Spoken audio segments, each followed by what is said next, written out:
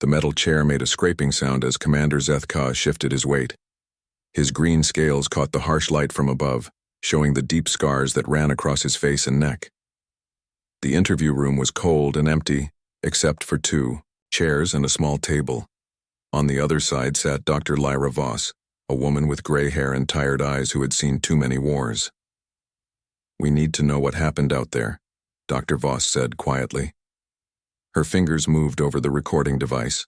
"The Galactic Council wants the truth about the war with humans." Zthk looked at the walls around them. He had fought in many battles across the galaxy, but talking about the humans made his hands shake. "You want to know about the humans," he said. His voice was rough and deep. "You think you can understand what they are like, but you cannot. No one can." "Try me," Dr. Voss said. The alien commander was quiet for a long time. Then he began to speak. "It started 3 years ago on Kepler 442b. That was a mining colony. Small place. Maybe 10,000 humans living there. We thought it would be easy. My ships came out of jump space and we sent the usual message. Surrender or we attack. Most species give up when they see our battle cruisers." Zthk paused and rubbed his clawed hands together. The humans sent back a message, just 2 words, "Come and take it." Dr. Voss wrote notes on her pad. "What happened next?" "We landed troops. 5,000 of my best soldiers. The colony had maybe 200 human Marines. The rest were miners, engineers, families. We had them surrounded. We had better weapons, better armor, more ships. It should have been over in 1 day." The alien's yellow eyes looked distant, like he was seeing something far away. "Sergeant Danny Price was in charge of the human defenders. Small man, not very tall, maybe 40 years old. When my troops reached the main settlement, he was standing in the middle of the street, alone. My soldiers pointed their weapons at him." "Did he surrender?" Dr. Voss asked. Zthk made a sound that might have been laughter, but there was no joy in it. He looked at my soldiers and smiled. Then he pressed a button on a small device in his hand. The room fell silent except for the hum of the air system. The entire mining facility exploded. Not just one building, the whole complex. Kilometers of tunnels, processing plants, ore storage, everything. The humans had spent weeks rigging their own colony with explosives. They destroyed their homes, their work, their lives, just to kill 300 of my soldiers. Dr. Voss stopped, writing. "They killed themselves?" Price survived the blast. He was in a reinforced bunker. When my troops found him, he was sitting in the ruins, drinking something from a metal cup, still smiling. My soldiers asked him why he did it, why he destroyed everything. Zthk's claws tapped against the table. He said it was better to live 1 day as free humans than a lifetime as alien slaves. Then he asked my soldiers if they wanted some coffee. Coffee? Human drink. Price had saved some. He offered it to the soldiers who were going to execute him. Said it might be the last good coffee in the galaxy. The alien shook his head. Some of my soldiers actually took the coffee. They were so shocked by what happened that they forgot. They were supposed to be enemies. Dr. Voss leaned forward. "What did you do with Price?" "We took him prisoner." Biggest mistake of the war. Zthk's scales seemed to darken. Price spent the next 6 months in our prison ship. During that time he learned our language, our customs, our military procedures. He made friends with the guards. He was polite, helpful, even funny. The guards started to like him. That doesn't sound so bad. Then one night the prison ship exploded. Price had been making small bombs from cleaning supplies and medical equipment. Things the guards gave him because they trusted him. He killed himself and 200 of my people. But before he died, he sent a message to every human colony in the sector. The alien commander stood up and walked to the small window. Outside, ships from dozens of different species moved through space around the station. The message was simple. It told humans how to make bombs from everyday items, how to turn their own cities into weapons, how to fight when they had no weapons, no training, no hope. The message spread to every human world. In weeks, we had reports of similar attacks across the sector. Humans were blowing up their own infrastructure rather than let us capture it. They turned their construction equipment into war machines. They used industrial chemicals as weapons. On one world, they released all the animals from research facilities and trained them to attack our soldiers. Zthk returned to his chair. His movements were slow and tired. But the worst part was not the explosions or the animals or the poison, gas. The worst part was that they were happy about it. Happy? Every human we captured was smiling. Even when they were dying, they were making jokes. They sang songs while they fought. They gave each other names for their bombs like they were pets. One group called their explosives freedom seeds. Another group had a contest to see who could cause the most damage. Dr. Voss put down her pen. Commander, are you saying the humans enjoyed the war? No. They hated the war. They hated us for starting it. They hated what it did to their families and their worlds, but they loved fighting back. They loved proving that they could not be beaten. The alien was quiet for a moment, then continued. On Kepler 442b, after the main colony was destroyed, there were still humans hiding in the outer settlements. Families, with children, old people, sick people. My orders were to bring them in peacefully, show them that surrender was better than death. Did they surrender? An old woman named Betty came to meet with me. She was maybe 70 years old, walked with a stick, had white hair. She brought cookies. Cookies? Small, sweet food. She made them for my soldiers. Said she wanted to thank us for not shooting first. Very polite, very kind. While my soldiers ate her cookies, she talked about her grandchildren, her garden, her cat. Zthk's voice became quieter. The cookies were poisoned. Not enough to kill, but enough to make my soldiers sick for days. While they were throwing up and could not fight. The old woman and her neighbors disappeared into the mountains. They took all their food, tools, and weapons with them. Did you find them? We tried for months. They had turned the mountain caves into a fortress. Every tunnel was trapped. Every path had hidden guns. They had enough supplies to last years. And they kept sending messages to my ships. What kind of messages? Recipes for poison. Instructions for making traps. Stories about how my soldiers cried when they got sick from the cookies. The alien's laugh was bitter. Betty became famous across human space. They called her Grandma Death. She became a symbol of human resistance. Dr. Voss looked at her. Notes. How did it end? It did not end. When we finally left Kepler 442b, those humans were still in their mountains, still fighting, still making bombs and traps and poison cookies. They never surrendered. They never gave up. They just kept fighting until we realized it was impossible to beat them. The alien commander looked at Dr. Voss with tired eyes. That was just one small colony, one old woman and a dead sergeant, and they taught us something that changed the entire war. They taught us that humans do not know how to quit. The recording device beeped softly in the silence that followed. Dr. Voss reached over and stopped it. We'll continue tomorrow, she said. Zthk nodded and stood to leave. At the door, he turned back. Doctor, there is something else you should know about humans. What is that?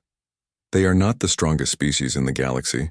They are not the smartest or the fastest or the most advanced, but they are the only species that makes war into an art form, and that makes them the most dangerous of all. The door closed behind him with a soft hiss, leaving Dr. Voss alone with her notes and her thoughts. Dr. Voss entered the interview room with fresh coffee and a stack of files. Commander Zthk was already waiting, staring out the small window at the stars. His green scales looked duller today, and his claws drummed nervously on the metal table. Ready to continue? Dr. Voss asked, setting down her cup and turning on the recorder. The alien nodded slowly. Yesterday I told you about Kepler 442b. That was just the beginning. After that colony, my superiors thought I had learned something useful about fighting. Humans. They gave me a bigger job. New Dallas. Dr. Voss flipped through her files. New Dallas was a major colony world. Population of 12 million. 12 million civilians, Zthk said. Men, women, children, old people. Farmers, teachers, doctors, shop owners. Not soldiers. The Galactic Council told us it would be easy. Take the planet, put the humans to work, use their resources for the war effort.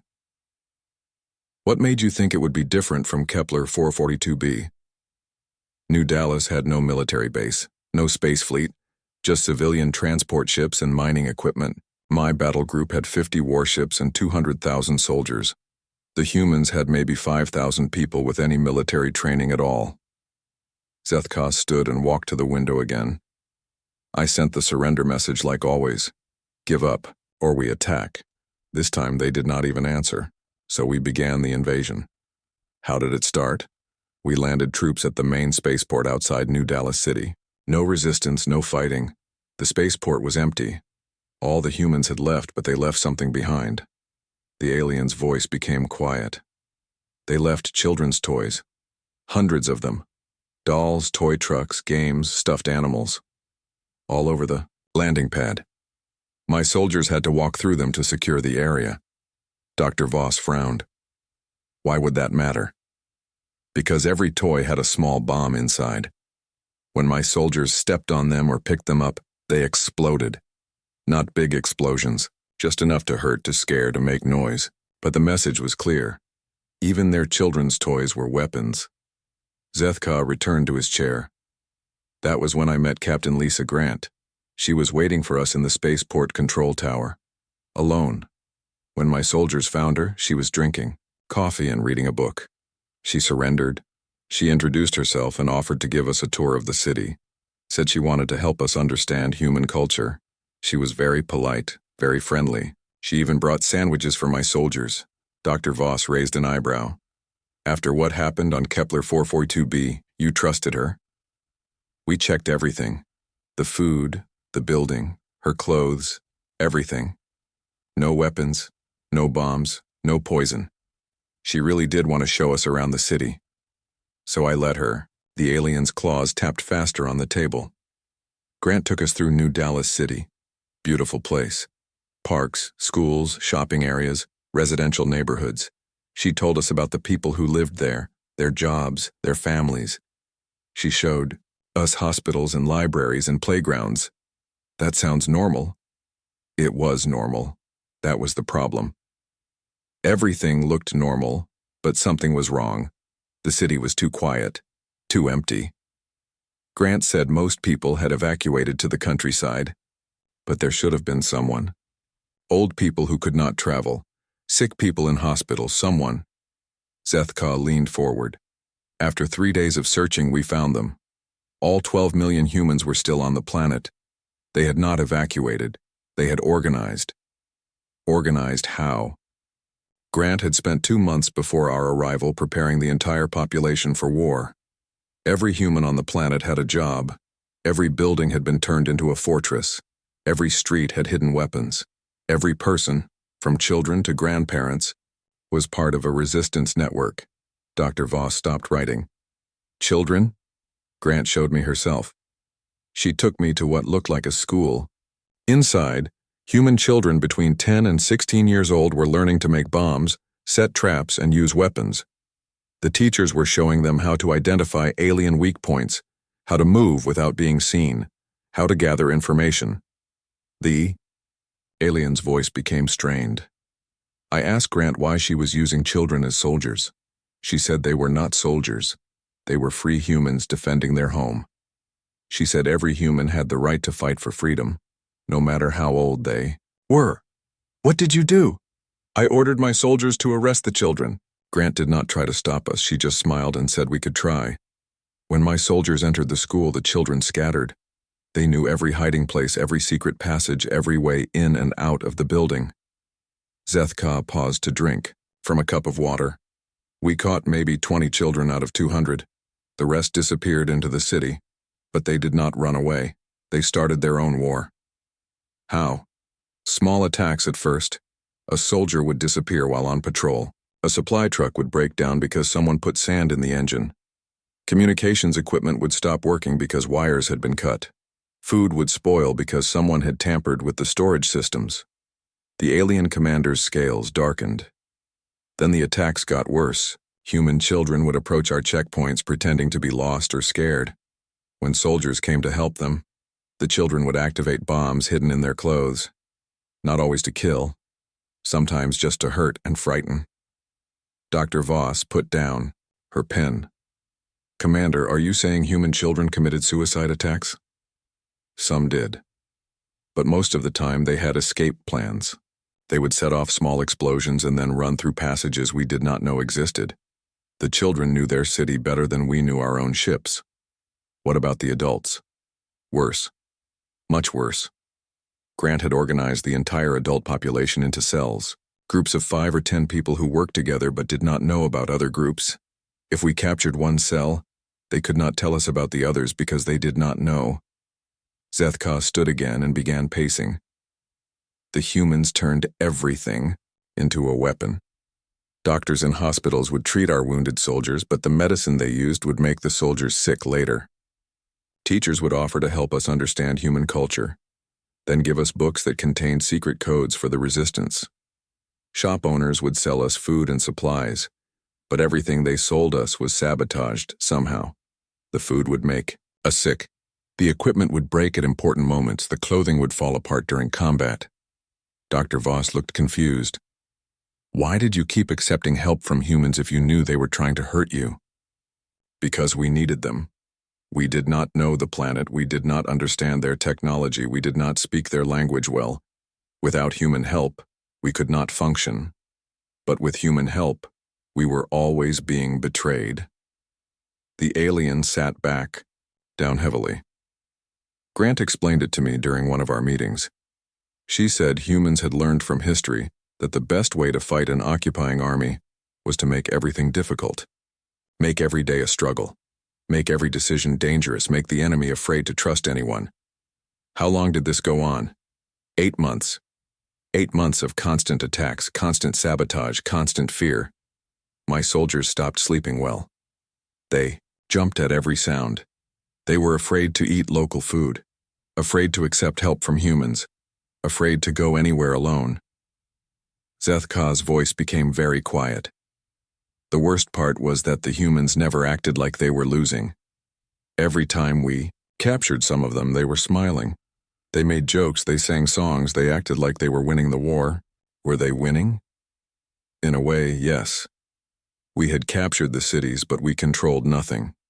We had arrested thousands of humans, but more took their place. We had superior weapons and training, but we were fighting an entire population that refused to give up. Dr. Voss leaned forward. What changed? How did it end? Grant came to see me one last time. She brought me a gift, a small plant in a pot. She said it was from her garden, something to remember New Dallas by. She told me her people were implementing something called the Scorched Earth Protocol. What was that? Complete destruction of everything useful. The humans had decided that if they could not keep their world, no one could have it. They began destroying their own infrastructure. Power plants, water treatment facilities, communication networks, transportation systems, everything. The aliens' claws scraped against the table. They did not just break things. They made sure they could never be repaired. They used acid to destroy metal. They poisoned water supplies. They burned libraries and databases. In 3 weeks, they turned a beautiful modern world into a wasteland. Did they evacuate first? No. That was the most frightening part. The humans stayed. They lived in the ruins they had created. They drank poisoned water and ate contaminated food and breathed polluted air, but they kept fighting. They said they would rather die as free humans on a dead world than live as slaves on a living one. Dr. Voss stared at her notes. What did you do? I withdrew my forces. There was nothing left to conquer. No infrastructure to use, no resources to steal, no population to control. The humans had made their planet worthless to us. But they were still there, still alive, still fighting. Zthk looked out the window again. As my ships left orbit, Grant sent me one final message. She thanked me for the experience and said it had taught her people valuable lessons about fighting aliens. She said those lessons would be shared with every human world in the galaxy. And the plant she gave you? The alien commander almost smiled. I kept it. It grew during the trip. Back to headquarters. Commander Zthk entered the interview room looking older than before. His scales had lost more of their color and his movements were slow and careful. Dr. Voss noticed he kept looking over his shoulder as if expecting something to attack him from behind. Are you ready to continue? she asked, setting up the recording equipment. I do not think anyone can be ready to talk about what happened in the Sol system, Zthk replied. But I will try. Dr. Voss pressed the record button. Tell me about the space battle. The alien commander was quiet for a long moment. After New Dallas, the Galactic Council decided the human home system had to be taken. Earth was the center of human resistance. If we could capture it, maybe the other human worlds would finally surrender. How big was the invasion fleet? 3,000 ships. Battle cruisers, destroyers, fighters, support vessels. The largest fleet ever assembled in galactic history. I commanded one battle group of 200 ships.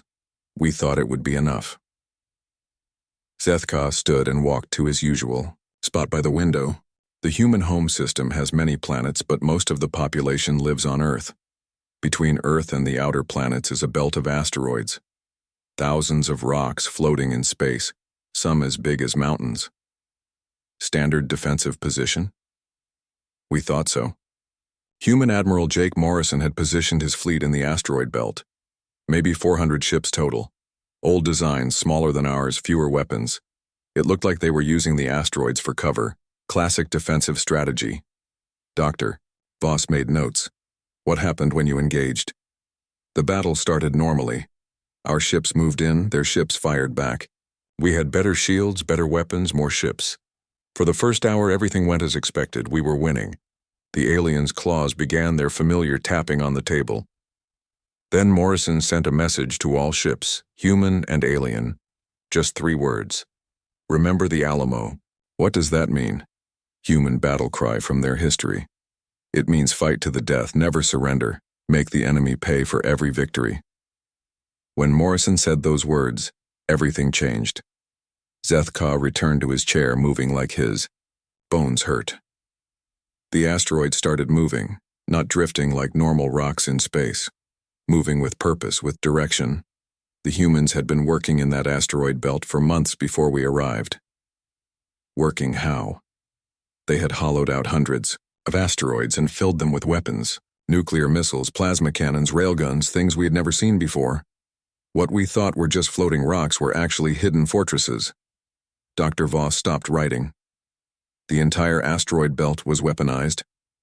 Not just weaponized. The humans had connected everything with tunnels and communication systems.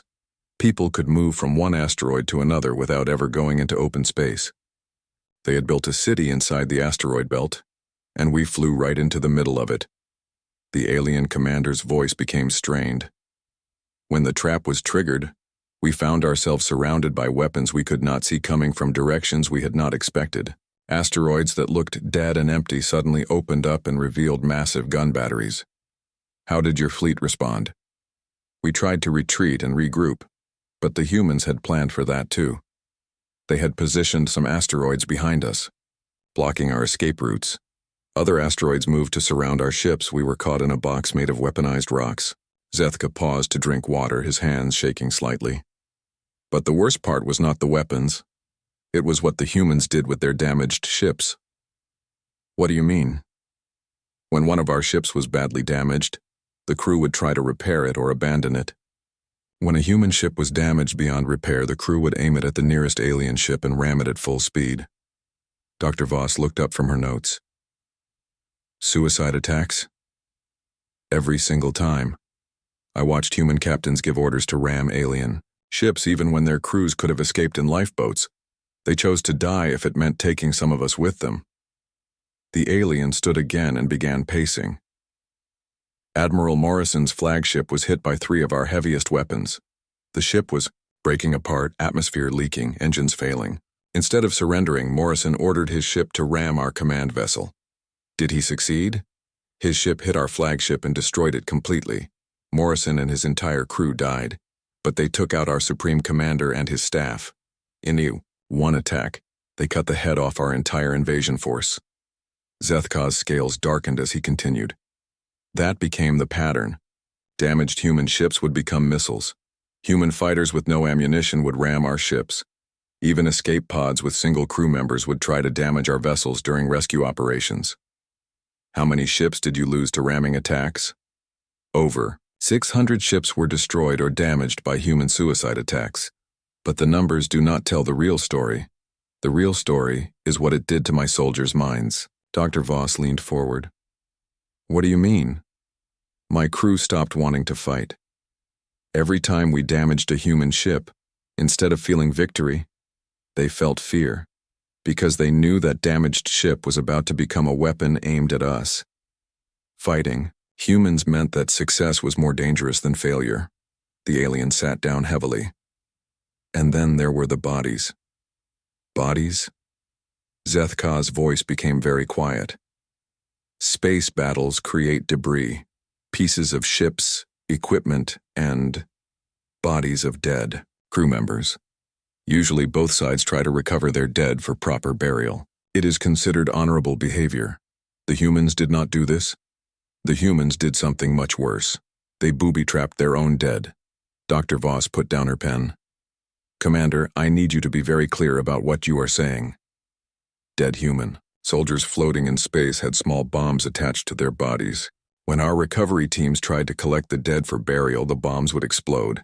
The humans weaponized their own fallen comrades. The room was silent, except for the hum of the air recycling system. But it got worse. Zthk continued. Sometimes the bodies were not really dead.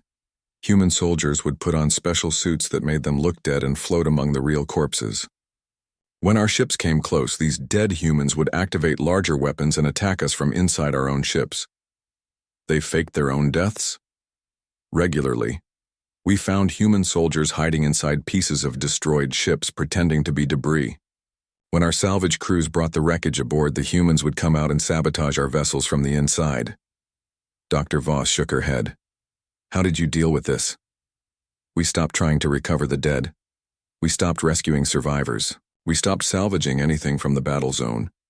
But that meant we were leaving our own people to die in space because we could not tell which bodies were real and which were traps. Zthk walked back to the window. The battle lasted 6 days.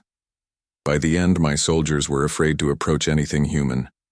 Dead bodies, damaged ships, floating debris, distress signals, anything. The humans had made the entire battlefield into a weapon. How did it end? Admiral Morrison was dead, but the humans kept fighting. Every asteroid kept firing. Every surviving ship kept attacking. Every piece of debris was still dangerous. We realized that even if we won the battle, we would lose most of our fleet doing it. The alien turned back to Dr. Voss. On the 6th day, we received a message from Earth. A new human commander, Admiral Pete Collins, offered to negotiate a ceasefire. Did you accept? My superiors ordered me to meet with Collins on a neutral station. When I arrived, I expected to discuss terms of human surrender. Instead, Collins presented me with detailed intelligence about every ship in our invasion fleet. Dr. Voss frowned. How could he have that information? The humans had been monitoring all our communications during the battle. They knew our ship, names, our crew numbers, our weapon capabilities, our supply levels, everything. Collins told me that human agents had infiltrated our support bases throughout the galaxy. Agents? Humans who looked like other species through surgery and genetic modification. They had been gathering intelligence for years, preparing for this war. Collins showed me photographs of human spies working inside alien governments, military bases, and supply depots. Zthk returned to his chair one final time. Collins made it clear that the humans could continue the war indefinitely. They could strike at any alien world, any military base, any supply convoy. They had been preparing for Galactic War while we thought they were just a primitive species on one planet. What did you tell your superiors? I told them the truth. The humans were not just defending their home system. They were fighting a galactic war and they were winning. Every battle we won cost us more than we could afford, and every battle we lost made them stronger. Dr. Voss checked her recorder. Is that when the peace negotiations began? That is when we realized we were not fighting a war anymore. We were fighting extinction. The humans had made it clear that they would rather destroy the entire galaxy than accept defeat, and they had the means to do it. The alien commander looked out at the stars one more time. Collins sent me a final message before I left the peace talks. He said the battle in the asteroid belt was just a test. a way to see how well humans could fight in space. He said the real war would begin if we ever attacked Earth itself. Did you believe him? After what I saw in that asteroid belt, I believed every word. Dr. Voss found Commander Zthk sitting in the corner of the interview room as far from the door as possible. His back was against the wall, and his eyes constantly moved around the room. She had seen this behavior before in soldiers who had experienced too much combat. "Commander, are you feeling well enough to continue?" she asked gently. Zthk nodded slowly. "I need to finish this story. People need to understand what humans are capable of when they decide to fight." Dr. Voss activated the recorder and settled into her chair. "Tell me about the later stages of the war." "After the asteroid belt battle, everything changed. My superiors realized the humans were not just defending themselves. They were studying us, learning from every encounter, adapting to everything. We threw at them." The alien's claws scraped nervously against the table. "Within 3 months of first contact, human scientists had developed biological weapons specifically designed to kill my species. Not general poisons, targeted diseases that attacked saurian DNA. How is that possible? They captured some of my soldiers during early battles. Instead of just holding them as prisoners, the humans studied them. They took blood samples, skin samples, genetic material. They learned how our bodies worked better than we knew ourselves." Dr. Voss made notes. "What kind of weapons did they create?" "Airborne viruses that made our scales fall off, bacteria that attacked our digestive systems, chemical compounds that interfered with our ability to regulate body temperature. They created dozens of different biological weapons in just a few months." Zthk stood and began his familiar pacing. "But the terrifying part was not that they made these weapons. It was how they used them." "How do you mean?"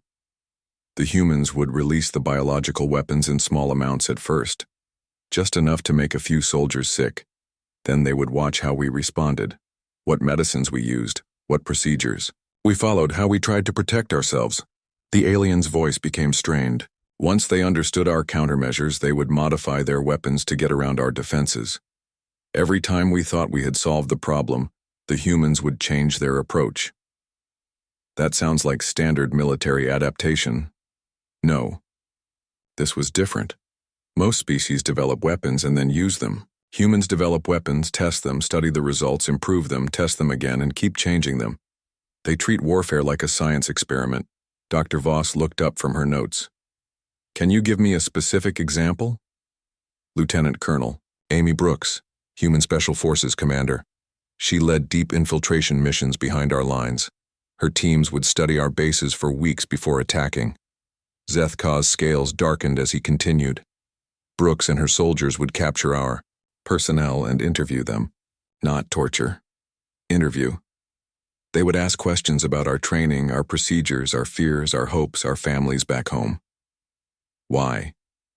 "Because Brooks understood that knowing your enemy means more than knowing their weapons.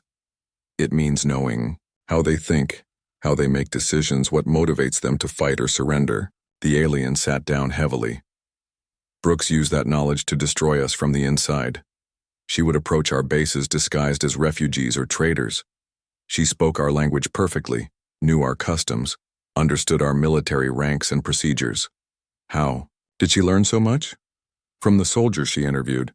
Every conversation taught her something new about how we operated. She learned our radio frequencies, our patrol schedules, our security codes, even our personal habits."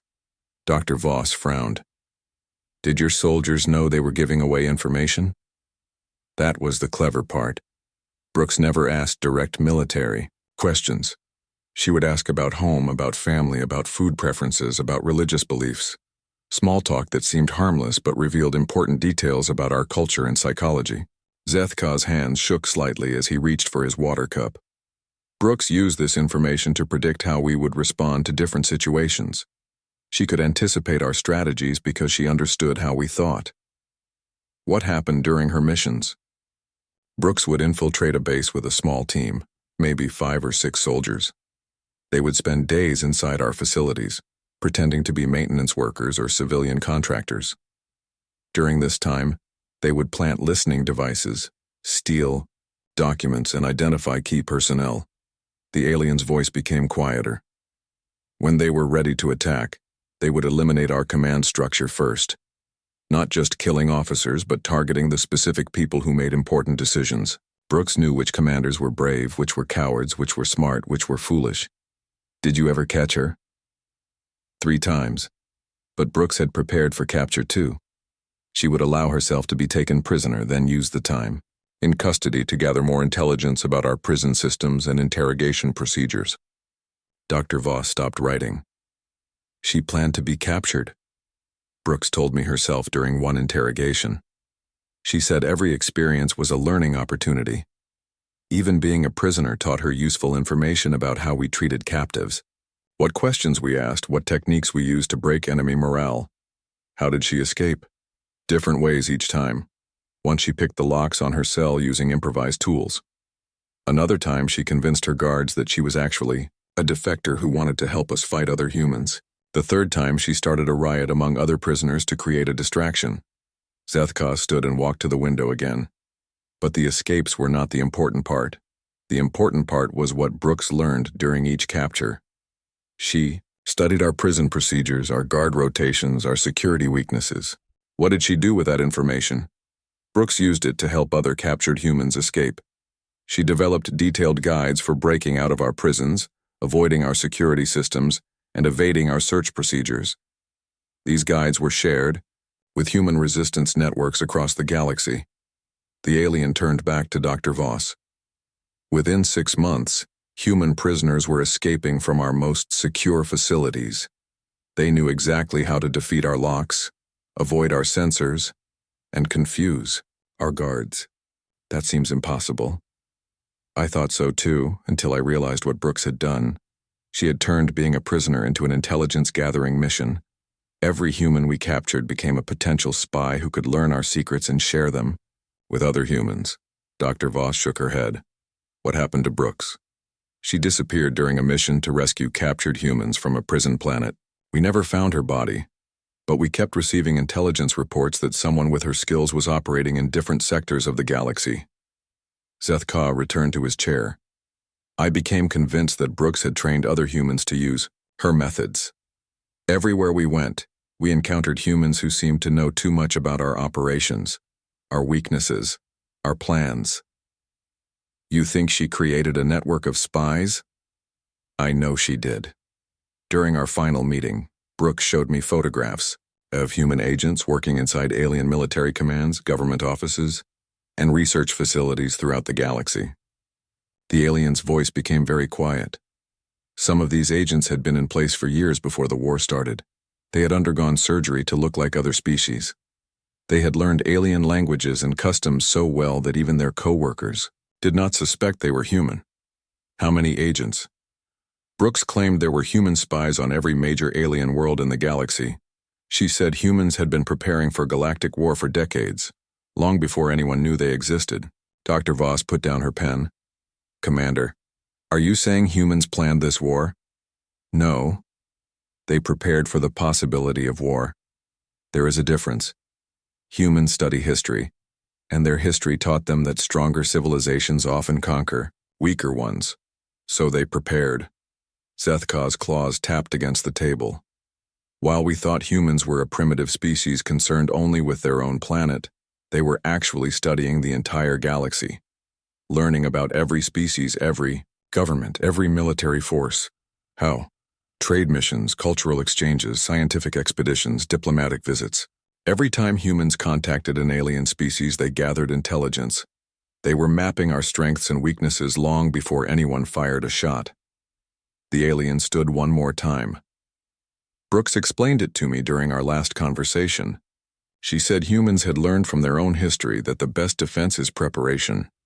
Know your potential enemies better than they know themselves. What was the most disturbing thing she told you? That the war was actually a test. Humans wanted to see how galactic civilization would respond to resistance. They needed to know if alien species would respect human independence, or try to conquer them eventually. Dr. Voss stared at her notes. The entire war was an experiment? Brooks said humans assumed that eventually some alien species would try to conquer Earth. The war with us was their chance to test their defenses, their strategies, their ability to fight a galactic conflict. And they were ready? More than ready. Brooks showed me detailed plans for asymmetric warfare against every major species in the galaxy. Humans had identified the specific weaknesses of dozens of different alien civilizations and developed tactics to exploit those weaknesses. Zthk looked out the window at the passing ships. She told me that humans did not want to conquer anyone. Dr. Voss entered the interview room for the final time to find Commander Zthk already waiting. He looked different today, calmer but somehow more tired. His yellow eyes seemed older, carrying the weight of everything he had shared over the past week. "This is our last session," she said, sitting down and turning on the recorder. "Tell me how the war ended." Zthk nodded slowly. "The end came faster than anyone expected. My superiors were planning another major offensive when we received a message from the human government. They wanted to negotiate peace. After everything that happened, you agreed to negotiate? We had no choice. The war was destroying us. Every battle cost more ships and soldiers than we could replace. Every planet we attacked became a wasteland that was useless to us. Every human we captured became a source of intelligence for their resistance networks." The alien commander leaned back in his chair. "But the real reason we agreed to negotiate was fear. Fear of what humans would do if we pushed them too far." Dr. Voss made notes. "What did you fear specifically?" "Complete galactic war. The humans had made it clear they would not surrender no matter what we did to them. If we continued the war, they would eventually bring their fight to every alien world in the galaxy." Zthk stood and walked to the window. "The peace negotiations were held on this station, actually. Harmony Prime was considered neutral territory. I was part of the military delegation. Who represented the humans? Colonel Steve Hayes. Former military commander, but he came as a civilian diplomat. Small man, maybe 50 years old. Gray hair, quiet voice. He did not look dangerous at all. The alien's claws began their familiar tapping. Hayes arrived with a small team of advisors and a single briefcase. No weapons, no guards, no military escort. He seemed almost friendly. How did the negotiations begin? The Galactic Council expected Hayes to plead for mercy, ask for humanitarian aid for his people, beg us to stop attacking human worlds. Instead, Hayes opened his briefcase and began showing us photographs. Dr. Voss looked up from her notes. Photographs of what? Every major alien world in the galaxy, capital cities, military bases, government buildings, industrial centers. But these were not normal photographs. They were taken from inside these facilities.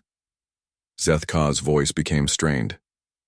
Hayes showed us pictures of the inside of the Saurian High Command building, photos of secret meetings, classified documents, private conversations between our generals. He had similar intelligence for every species in the coalition. How was that possible? Human spies. Hayes calmly explained that during the 3 years of war, humans had infiltrated every major alien government and military organization in the galaxy. They had agents working as clerks, technicians, guards, even advisors to high-ranking officials. The alien sat back down heavily. Hayes showed us organizational charts of our own military commands. He knew the names, ranks, and personal details of officers I had never heard of. He had access to our most classified information. What was his message? Hayes said the humans could continue the war indefinitely, not just defending their own worlds, but attacking alien infrastructure throughout the galaxy. He showed us detailed plans for sabotaging alien transportation networks, communication systems, and supply chains. Dr. Voss stopped writing. He was threatening the entire galactic civilization. Not threatening, informing. Hayes explained that humans had identified critical vulnerabilities in alien society, power grids that could be shut down, trade routes that could be disrupted, food supplies that could be contaminated. Zthk's scales darkened. He told us that humans could wage asymmetric warfare against the entire galaxy. Small teams of human agents could cripple alien worlds without ever landing an invasion force. Did you believe him? Hayes proved it while we watched. During our second day of negotiations, he showed us live footage of human agents shutting down power grids on 3 different alien worlds simultaneously. The blackouts lasted only a few minutes, but the message was clear. The alien commander stood and began pacing. Hayes said humans did not want to destroy galactic civilization. They just wanted to make sure everyone understood that attacking Earth would have consequences throughout the galaxy. What kind of consequences? Hayes showed us computer models of what would happen if humans decided to fight a total war. Transportation systems failing, communication networks going dark, supply chains breaking down, governments losing control of their own planets. Dr. Voss frowned. One species could do all that? Hayes explained that humans had spent years studying galactic civilization and had discovered something important. Advanced civilizations are more fragile than primitive ones. The more complex a society becomes, the easier it is to disrupt. Zthk returned to his chair. Alien worlds depend on technology, trade, and centralized systems. Humans showed us how a few well-placed attacks could cause cascade failures that would shut down entire planetary civilizations. Did Hayes make specific demands? That was the most disturbing part. Hayes did not ask for anything. He just wanted to make sure we understood what humans were capable of. He said the war could end immediately if aliens agreed to leave human space alone. The alien's voice became quiet. But Hayes also said something that terrified everyone in that room. He said humans had enjoyed the challenge of fighting a galactic war, and they were disappointed it was ending so soon. Enjoyed it? Hayes explained that war had taught humans valuable lessons about fighting in space, dealing with alien technology, and organizing resistance networks. He said humans were grateful for the educational experience. Dr. Voss put down her pen. He thanked you for the war? Hayes said the war had made humans stronger and smarter. It had forced them to develop new technologies, new strategies, and new alliances. He said fighting aliens had been the best training humans could have asked for. Zthk's claws scraped against the table.